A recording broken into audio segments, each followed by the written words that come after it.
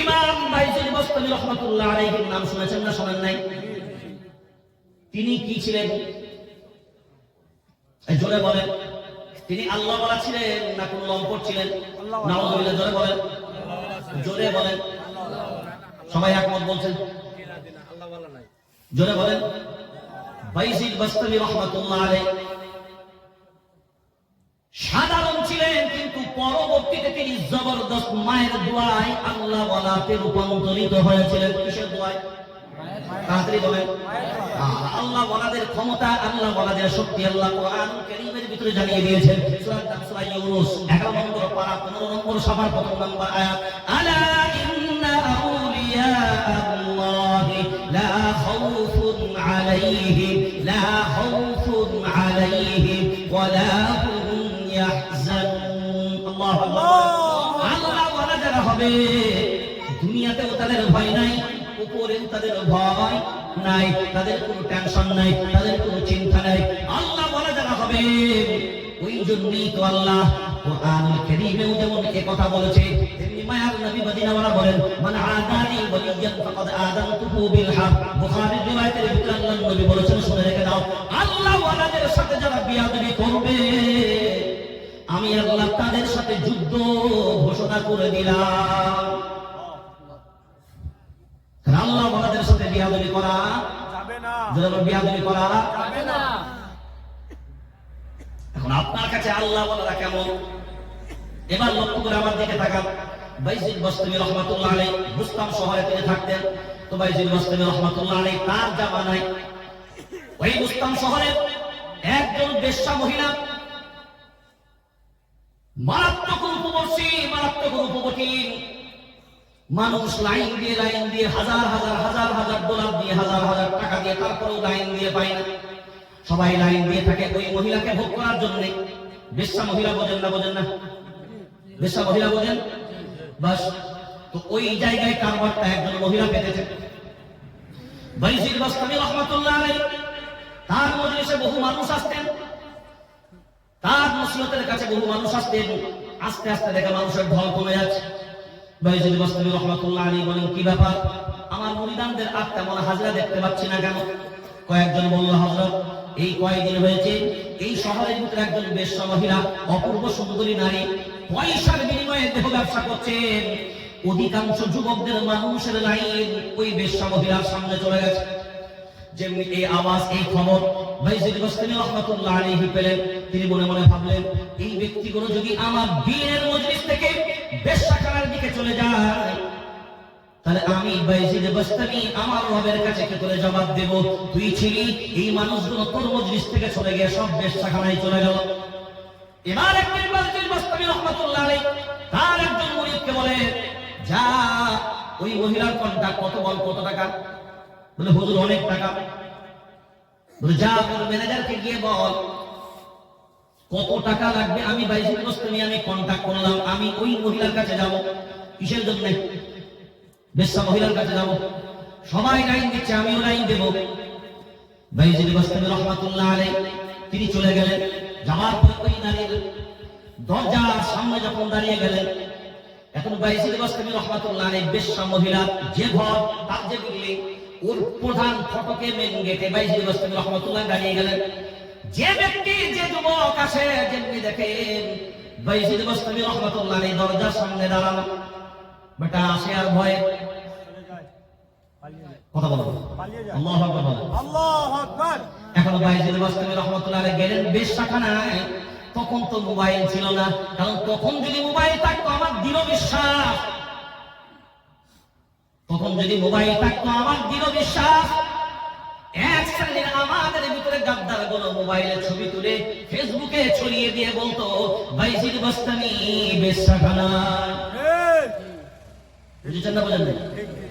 কি বলতো? জোরে বলেন। এখন বলেন, আল্লাহ ওয়ালারা কি বেশ্যাখানায় যাবে? ফতোয়া দেন, কি ফতোয়া আছে দেখি। এখন আমি ফতোয়া লিখবো, আমার সওয়াল হবে এটা। আমি সওয়াল লিখলাম, বেশ্যাখানায় কারো যাওয়া জায়েজ না না জায়েজ? ফতোয়া নাদওয়াতে নাও, ফতোয়া দারুল উলুম থেকে নাও, দারুল ইফতা থেকে নাও, তোমার মাদ্রাসা থেকে নাও, তোমার মুফতির কাছে নাও, যেখানেই নাও। আর আমাদের মতো একেবারে মূর্খ মানুষদের কাছে নাও, সবাই এক বাক্যে কি বলবে ফাতোয়া? জোরে বলেন না কেন? এবার বাইজিদ বাস্তামী রহমাতুল্লাহ আলাইহি দরজায় দাঁড়িয়ে গেলেন। যেই বেটা আসে সেই বেটা ঢুকে না। এখন ওই মহিলার যখন ভাটা পড়ছে, ভাটা পাড়া পাড়া বোঝেন, তখন মহিলা হঠাৎ করে তার ম্যানেজারকে বলছে, কি ব্যাপার, কোন খরিদ্দার আসে না কেন? তখন ম্যানেজার বলছে, ম্যাডাম খরিদ্দার আসবে কোথায়?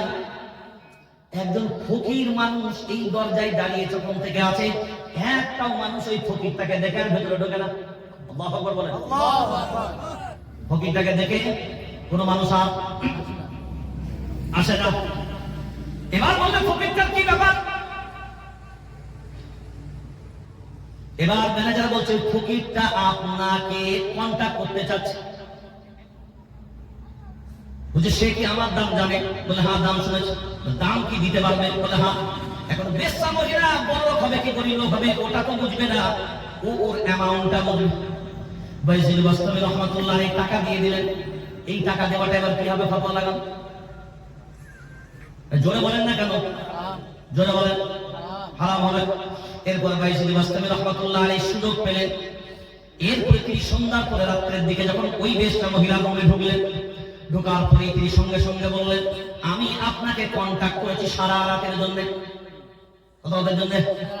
এতক্ষণ পর্যন্ত গেটে দাঁড়িয়েছিল, সেটা আমি বুঝলাম। এখন বলেন, সিদ্দিকুল্লাহ যদি এরকম কোন বেশ্যা পতিতালয়ের গেটে যদি দেখতে পেয়ে যান,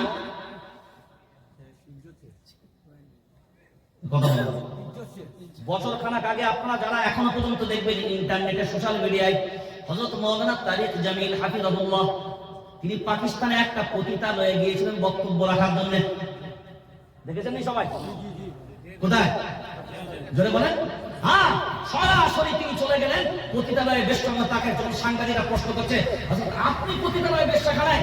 বলছে, আমি এই জন্য আসলাম, এরা তো আমার দরবারে আসবে না। যদি পতিতালয়ে আমি যাওয়ার পরে এতগুলো আমার মা, এতগুলো আমার মেয়ে, এতগুলো আমার বোন, এরা দিন থেকে মাহরুম, এদেরকে যদি দুটো কথা বলে ওই রাস্তা থেকে ফিরিয়ে নিয়ে আসতে পারি, তাহলে আমার আল্লাহর কাছে আমি হিসাব দিতে লজ্জিত বোধ করবো না যে আল্লাহ আমি বেশ্যাখানাতেও দিনের দাওয়াত নিয়ে গেছি, বেশ্যাখানাতেও কোরআনের দাওয়াত নিয়ে গেছি, আর ওই মহিলাগুলোকে ফিরিয়ে নিয়ে আসার ব্যাপারে আমি চিন্তা ভাবনা করে আগিয়েছিলাম। এখন বলেন, সোশ্যাল মিডিয়ায় আপনি তো যদি হয় কি বলবেন? এই তো কেউ করে, দেখো ওদের মাথা মাওলানা তারিক জামিল বেশ্যাখানায়। নাউজুবিল্লাহ নাউজুবিল্লাহ নাউজুবিল্লাহ। ফতোয়া লাগবে না লাগবে না? কত নাউজুবিল্লাহ লাগবে বলেন তো? নাউজুবিল্লাহ কমেন্টে ঠেকাতে পারবেন না। এখন বলেন, তার উদ্দেশ্য কি? ইসলামকে বেইজ্জতি করা? জোরে বলেন। না ইসলামের সম্মান উঁচু করা? জোরে বলেন, জোরে বলেন। বাইজিদ বাস্তামী রহমাতুল্লাহ আলাইহি তিনি যখন রাত্রিবেলায় এবার মহিলার সামনে বাইজিদ বাস্তামী রহমাতুল্লাহ আলাইহি ভিন্ন দিকে মুখ করলেন। ভিন্ন দিকে চেহারা করার পরে এবার ওই মহিলাকে বলেন, সারা রাত্রির জন্য তোমাকে কন্টাক্ট করেছি, এখন আমি যেমন ভাবে বলবো তোমাকে তেমন ভাবে চলা লাগবে। কারণ তুমি যে পোশাকটা প্রথমে পরে আছো, এই পোশাকটা আমি বাইজিদ আমার পছন্দ না। আমি তোমার জন্য পোশাক নিয়ে এসেছি, তুমি প্রথমে কেমন অবস্থায় আছো আমি জানি না, কত পুরুষ তোমাকে স্পর্শ করেছে। আমি সারা রাত্রের জন্য তোমাকে নেব, কন্টাক্ট করেছি। অন্য নোংরা কোনো পোশাক আমি মেনে নিতে পারবো না, ওই জন্য আমি নিজে পোশাক নিয়ে এসেছি। তুমি প্রথমে গোসল করে নাও, তারপরে আমি এই পোশাক যেটা এনেছি এটা তুমি পরিধান করো, তারপরে তুমি এসো, তোমার সাথে আমার সম্পর্ক তারপরে হবে। এখন এইটা যখন বলেছে, এখন মনে মনে ভাবনা চিন্তা করে, এই জায়গা যখন হয়েছে, মহিলা মনে মনে ভাবলো যে মাশাআল্লাহ, আমি যদি গোসল করে নতুন পোশাক পরে আসি তাহলে সে তারা আপন খাদ্য খাবে। এবার মহিলা যখন গোসলের জন্য গেছে, কাপড় দিয়ে দিয়েছে। এবার বাইজিদ বাস্তামী রাহমাতুল্লাহ আলাইহি বলেন, আল্লাহ আমার পক্ষে লজ্জা শরম সবকিছু হায়া সবকিছু ছেড়ে দিয়ে যতটা পরিমাণ আমার পক্ষে সম্ভব ছিল আমি এত দূর পর্যন্ত এখনো পর্যন্ত আগিয়েছি। এরপর আল্লাহ হিদায়াতের চাবি, যারা বলেন ইন্নাকা লা তাহদি মান আহাবাবতা ওয়ালাকিন্নাল্লাহা ইয়াহদি মান ইয়াশা। নতুন কাপড় পরে পুরো একদম গোসল টোসল করে এবার যখন সামনে এসে এবার মহিলা বলে এবার তাহলে আমাকে ভোগ করেন। এবার বাইজিদ বাস্তামি রহমাতুল্লাহ একটা নামাজের মুসল্লা বের করেছে। আল্লাহু আকবার বলেন। এবার নামাজের মুসল্লা বের করে বাইজিদ বাস্তামি রহমাতুল্লাহ আলাইহি বিছিয়ে দিয়ে বলছেন, এবার মহিলা কিন্তু সারা রাতের কন্টাক্ট আছে, আমি যেমন ভাবে তোমাকে ভোগ করব তোমাকে তেমন ভাবেই কিন্তু আমাকে সুযোগ করে দিতে হবে। এবার তুমি এই নামাজের মুসল্লায় দাঁড়াও, আর তুমি আল্লাহর সামনে দাঁড়িয়ে এখন নামাজ আদায় করো, আমি তোমার পিছনে আছি। এই কথা যখন বলছে মহিলা বলছে, না না আমি তো জীবনে কোনোদিন নামাজ পড়ি না, নামাজ পড়তেও জানি না।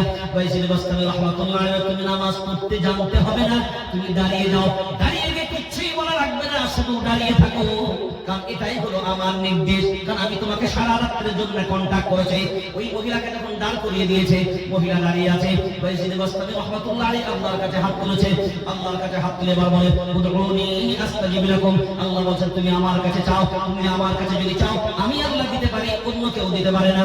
এরপরে যখন আল্লাহর কাছে হাত তুলে বলে, আল্লাহ গো, একজন বেশ্যা মহিলাকে পবিত্র করে গোসল করিয়ে নতুন পোশাক দিয়ে তোমার নামাজের মুসল্লা পর্যন্ত আমি বাইজিদ আমার ক্ষমতা ছিল আমি দাঁড় করিয়ে দিয়েছি, এরপরে ওকে হিদায়াত দেওয়ার দায়িত্ব আয় আল্লাহ, আর আমার কোনো উপায় নেই, আর এর থেকে আর বেশি কিছু করার নাই, আমার পক্ষে যতটুকু সম্ভব ছিল আমি দাঁড় করিয়ে দিয়েছি, আয় আল্লাহ বাকি কাজটুকু এবার তুমি দেখাও। দোয়া যেমনি বাইজিদ বাস্তামি রাহমাতুল্লাহ আলাইহি করেছেন। এখন আল্লাহ ওয়ালা মানুষরা এদের নিয়তটা গোলমাল না অন্য কিছু, কথা বলেন নিয়তটা ঠিক না গোলমাল? কোরআন কারীম সূরা নাম সূরা বনী ইসরাঈল 15 নম্বর পারা 9 নম্বর শাখা 1 নম্বর আয়াত, ওয়া কুল জাআল হক ওয়া যাহাকাল বাতিল ইন্নাল বাতিলা কানা যাহুকা, হক যদি আসে বাতিল বিলুপ্ত হতে বাধ্য হবে। হককে আনার দায়িত্ব কাদের? যদি বলেন কেউ যদি বলে না না হক আনবো না, এই দুনিয়া থেকে হারামগুলো কিন্তু মুছে যাবে না। আপনাকে সব জায়গায় দিনের দাওয়াতের